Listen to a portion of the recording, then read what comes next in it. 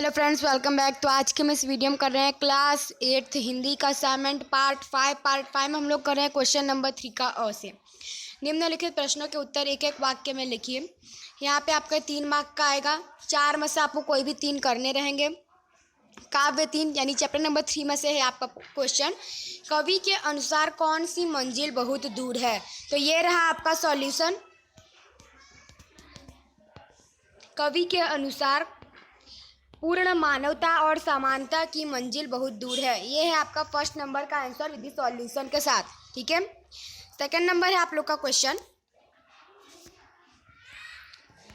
इंसान को बांटने का क्या तात्पर्य है? तो इसमें आपका आंसर है इंसान को बांटने का यह तात्पर्य है कि उसे ऊंच नीच, जाति पाति, छोटे बड़े और गोरे काले में आदि के समूह में विभाजित करना।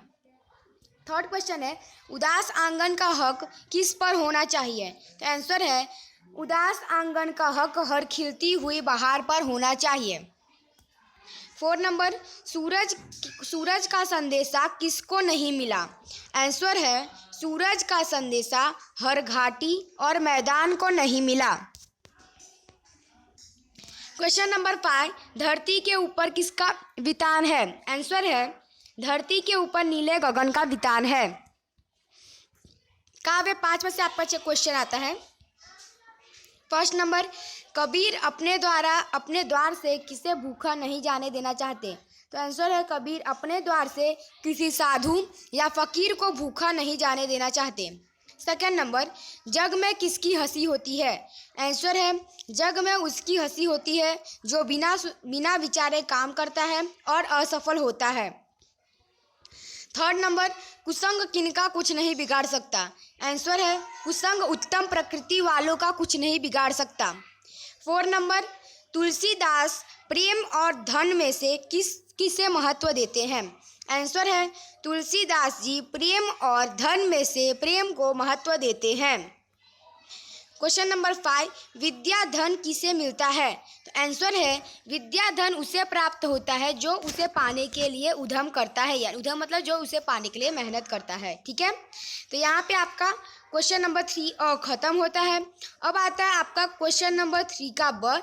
निम्नलिखित प्रश्नों के उत्तर दो वाक्य में लिखिए, जिसमें आपके 2 प्रश्न आएंगे काव्य 3 में से। क्वेश्चन नंबर 1 किसकी मुस्कान को कोई रौंद नहीं सकता?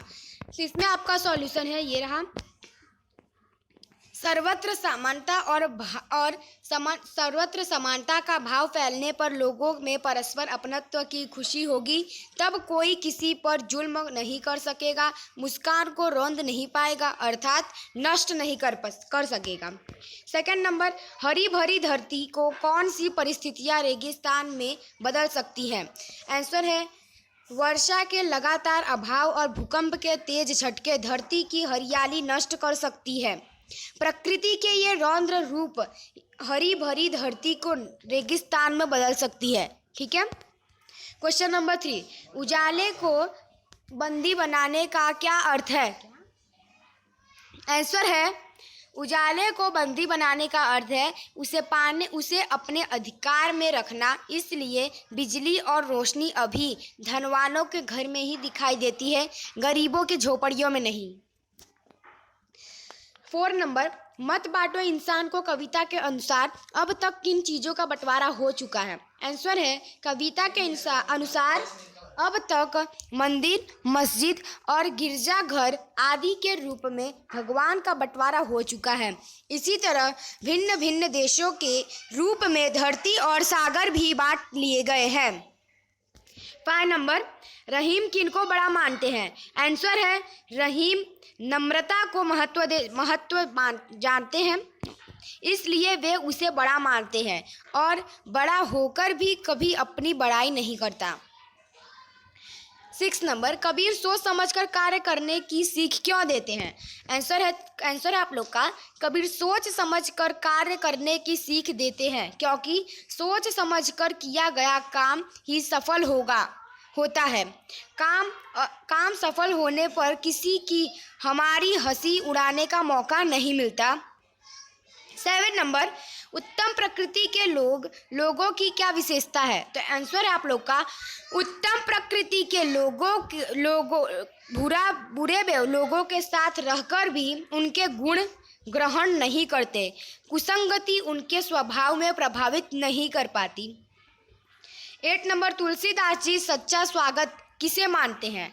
आंसर है तुलसीदास जी बिना प्रेम के आतिथ्य को सच्चा स्वागत नहीं मानते। वे सच्चा स्वागत उसी को मानते हैं जिसमें मेहमान को देखकर हर्ष विभोर हो उठे और उसकी आंखों में स्नेह उमड़ आए। क्वेश्चन नंबर 9, इस अंधड़ में साहस तोलो, इसका क्या अर्थ है? तो आंसर है इस अंधड़ में साहस तोलो का अर्थ है कि यह तुम्हारे साहस की परीक्षा का समय है। ऐसे कठिन समय में ही मनुष्य को अपने आप को परखने का मौका मिलता है। 10 नंबर, सागर भी तो यह पहचाने में क्या पहचानने की बात की गई है? आंसर है सागर भी तो यह पहचाने, इस वाक्य में मनुष्य के साहस और शक्ति की बात कही गई है। कवि कहना चाहते हैं कि ऐसी कोई कठिनाई नहीं है जिसका हल मनुष्य के पास न हो। 11 नंबर, समस्या आने पर हमें क्या करना चाहिए? आंसर है समस्या आने पर हमें भयभीत नहीं होना चाहिए। शांति और धीरज से समस्या का उचित उपाय खोजना चाहिए। ठीक है, तो ये था आपका पार्ट 5।